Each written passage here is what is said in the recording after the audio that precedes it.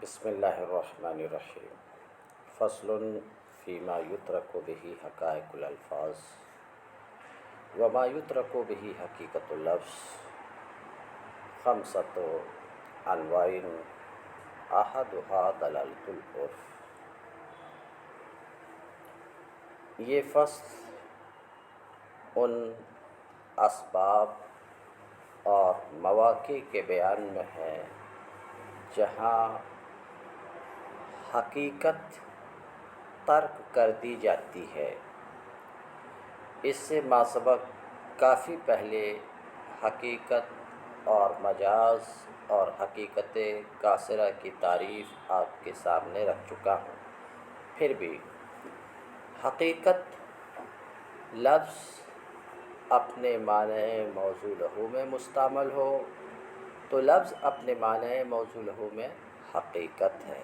جیسے لفظ اسد حیوان مفترس میں مفترس میں حقیقت ہے۔ کیونکہ یہ لفظ اپنے معنی موضوع لہو میں ہے، اس لیے کہ لفظ اسد کو وضع کیا گیا ہے شیر کے لیے، تو اسد شیر میں حقیقت ہے، سمجھ رہے ہو؟ اور لفظ اسد بہادر مرد میں مجاز ہے۔ کیونکہ بہادر مرد لفظ کا معنی موضوع لہو نہیں ہے بلکہ غیر موضوع لہو ہے، تو لفظ کا استعمال غیر معنی موضوع لہو میں یہ مجاز ہے، اور لفظ کا استعمال معنی موضوع لہو میں یہ حقیقت ہے۔ ایک ہے حقیقت قاصرہ، لفظ سے اس کا پورا معنی موضوع ہو، اس کے سارے افراد مراد نہ ہوں بلکہ بعض افراد مراد ہوں، اس کے بعض افراد مراد ہوں۔ بات سمجھ رہے ہیں؟ ابھی اس کی مثال آ رہی ہے راس سے، تو یہ ہے حقیقت قاصرہ۔ اتنی بات تو سمجھ میں آئی؟ اب یہ بات بھی پہلے سے معلوم ہے آپ کو کہ کچھ مواقع ایسے بھی ہوتے ہیں جن مواقع میں حقائق الفاظ متروک ہوتے ہیں۔ کچھ سمجھ بات آ رہی؟ کیا مطلب؟ کچھ جگہ ایسی ہوتی ہے، کچھ موقع ایسا ہوتا ہے جہاں پہ حقیقت لفظ کا معنی حقیقی یہ متروک ہوتا ہے۔ بات سمجھ رہے ہیں؟ کوئی سبب ایسا بھی ہوتا، وہی بات بول رہا ہوں کوئی سبب ایسا بھی ہوتا ہے جس سبب کے بنا پر حقیقت کیا ہوتی ہے؟ بولو بھائی، متروک ہوتی ہے۔ حقیقت متروک ہوتی، میں اس کو واضح کروں، یعنی لفظ سے اس کا معنی حقیقی مراد نہیں ہوتا بلکہ کچھ اور مراد ہوتا ہے، تو کسی سبب سے حقیقت متروک بھی ہوتی ہے۔ بات سمجھ رہے ہیں؟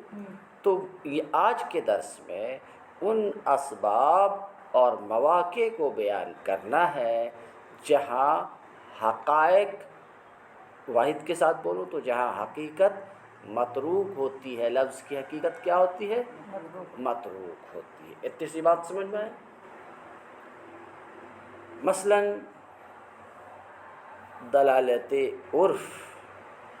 عرف کی دلیل ایک سبب ہے کہ دلیل عرف کی وجہ سے حقیقت متروک ہوتی ہے، حقیقت چھوڑ دی جاتی ہے اور غیر حقیقت مراد ہوتی ہے۔ بات سمجھ میں آ رہی ہے؟ مثال کے طور پہ کسی نے یہ قسم اٹھائی، اپنی زبان میں کسی نے یہ قسم کھائی کہ میں سر نہیں خریدوں گا، تو حقیقت ذرا دھیان سے سنو، کیا قسم کھائی؟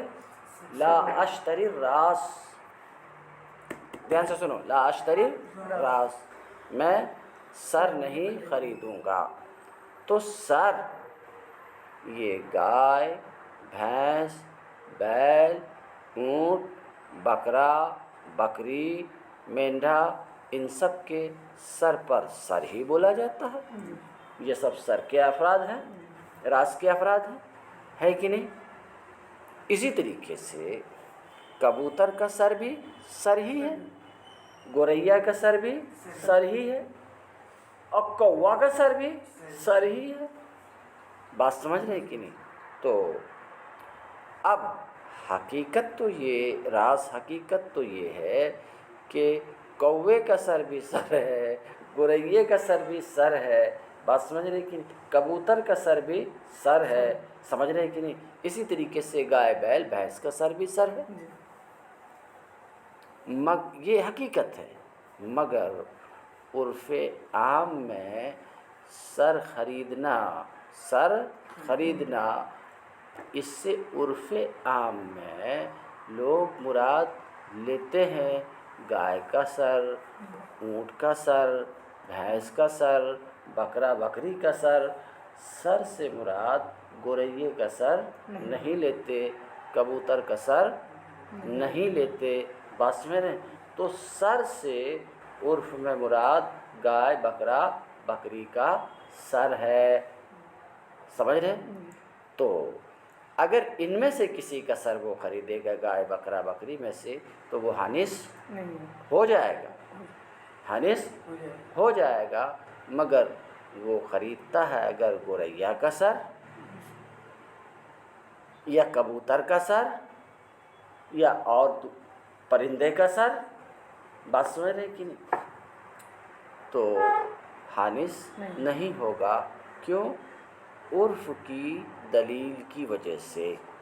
کیونکہ عرف میں لوگوں کے نزدیک مشہور یہی ہے کہ سر جو خریدا اور بیچا جاتا ہے وہ بکرا بکری، گائے وغیرہ کا سر ہے، نہ کہ گوریا اور کبوتر وغیرہ کا سر. تو عرف کی دلیل کی وجہ سے یہاں پہ حقیقت کیا ہے؟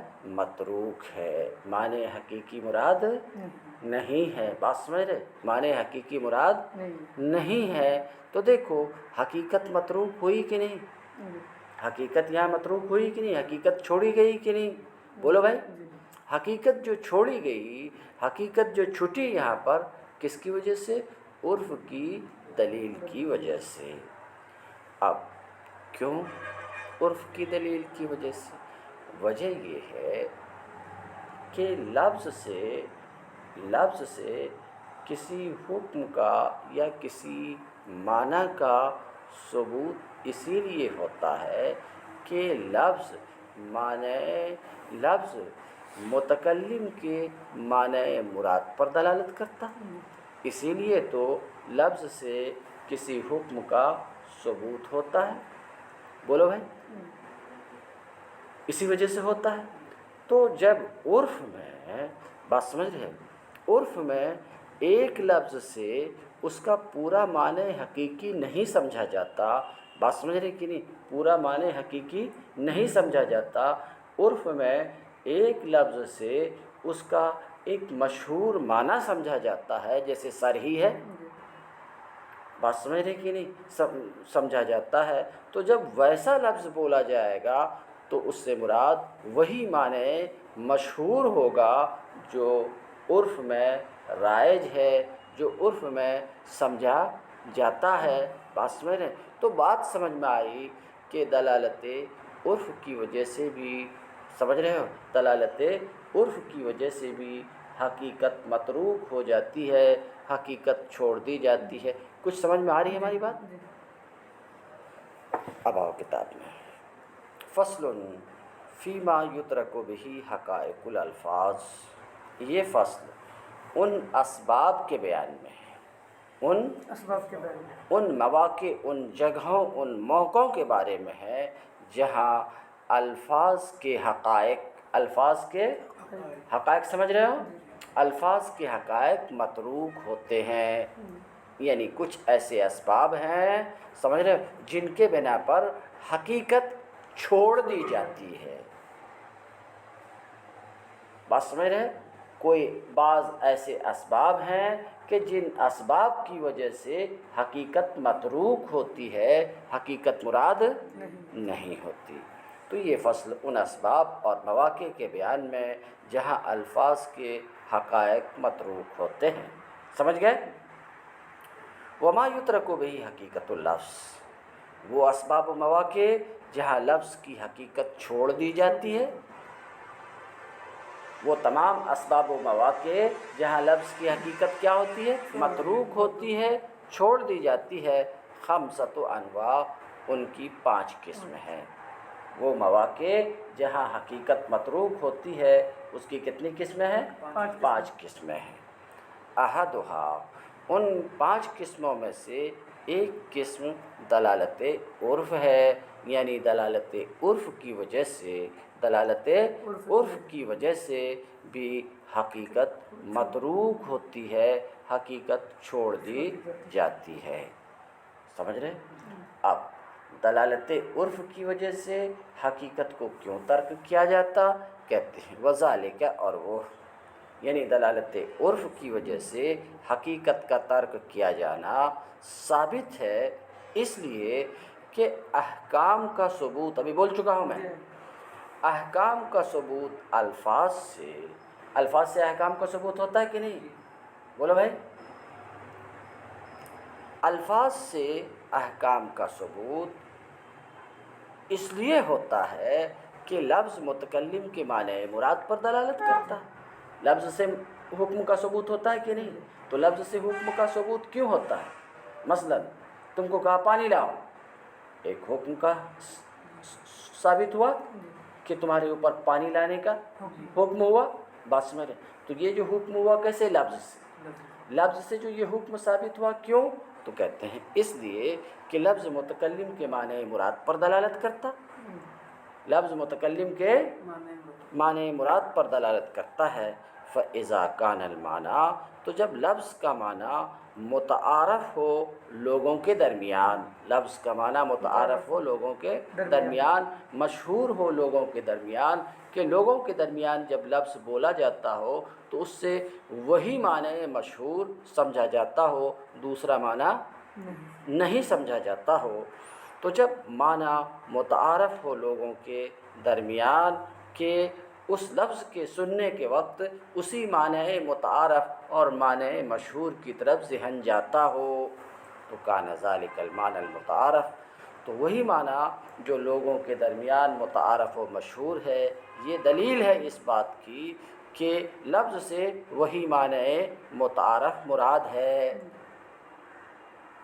دلیل علی انہ المراد بہ ظاہرہ، تو یہ دلیل ہے کہ بظاہر وہی معنی مراد ہے. فیترتب علیہ الحکم، تو اسی معنی متعارف پر حکم مترتب ہوگا. ٹھیک ہے؟ اس کی مثال، اگر کسی نے قسم کھائی، میں بیان کر چکا ہوں، ترجمہ کرتا ہوں اس کی مثال. اگر کسی نے قسم کھائی کہ لا یشتری راسا، وہ سر نہیں خریدے گا. ٹھیک ہے؟ کیا؟ سر نہیں خریدے گا. فہو، تو اس کی یہ قسم، اس کا حلف، سمجھ رہے ہیں، واقع ہوگا، سمجھ رہے ہیں، اس سر پر. کس سر پر؟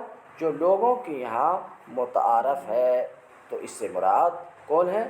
وہ سر جن کا خریدنا لوگوں کے درمیان متعارف ہیں.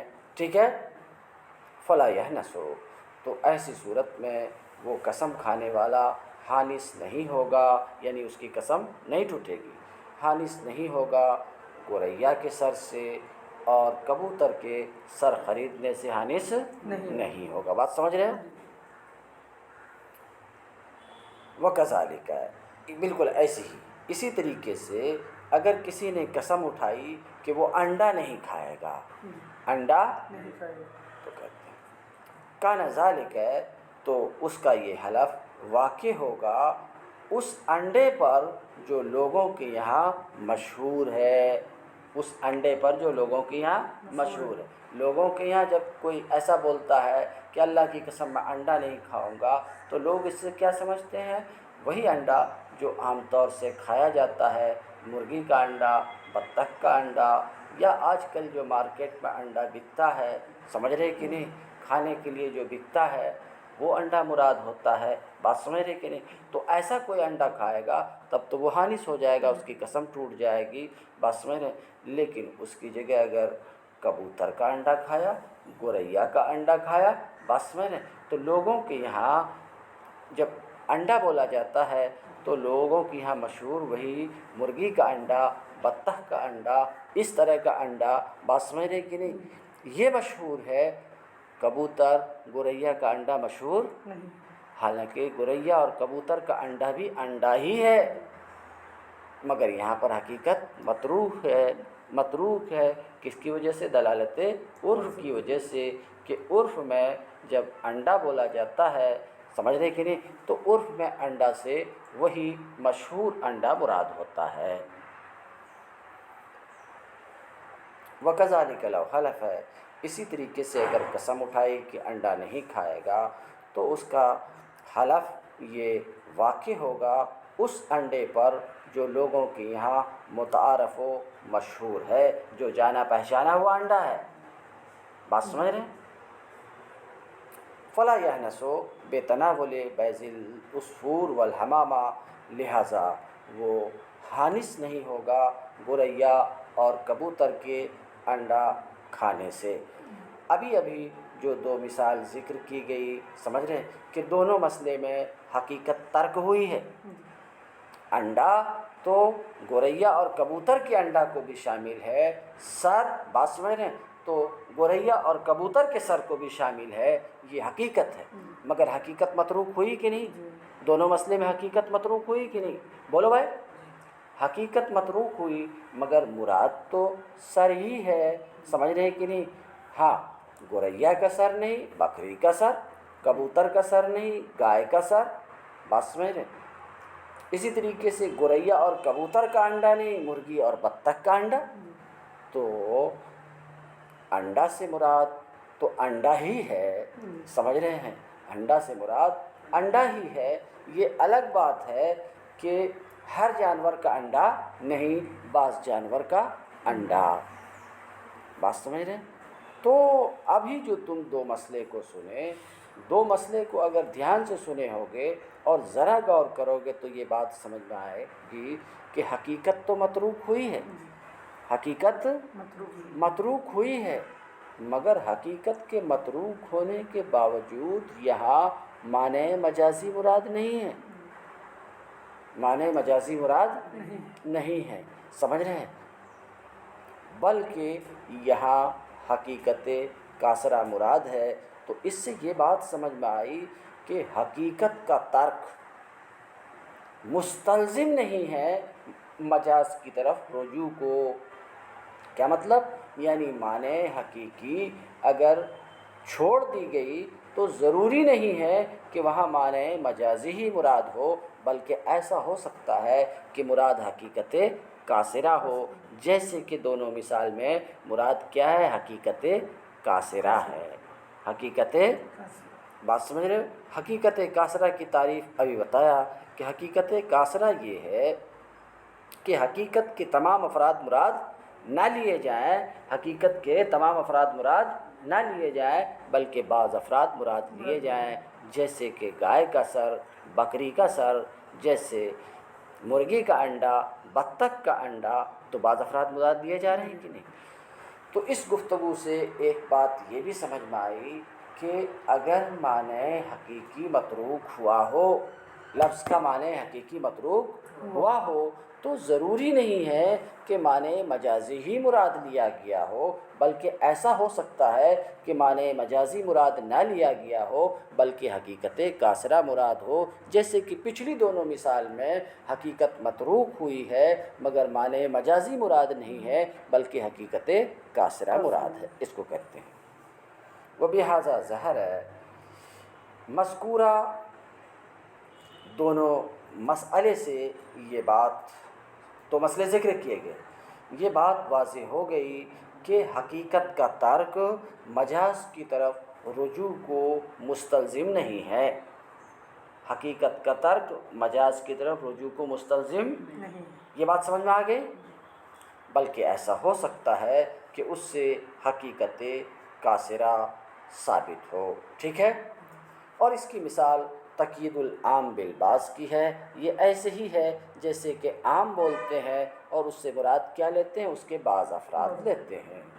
تو حقیقت کاسرہ تقیید العام بالبعض کے مانند ہے.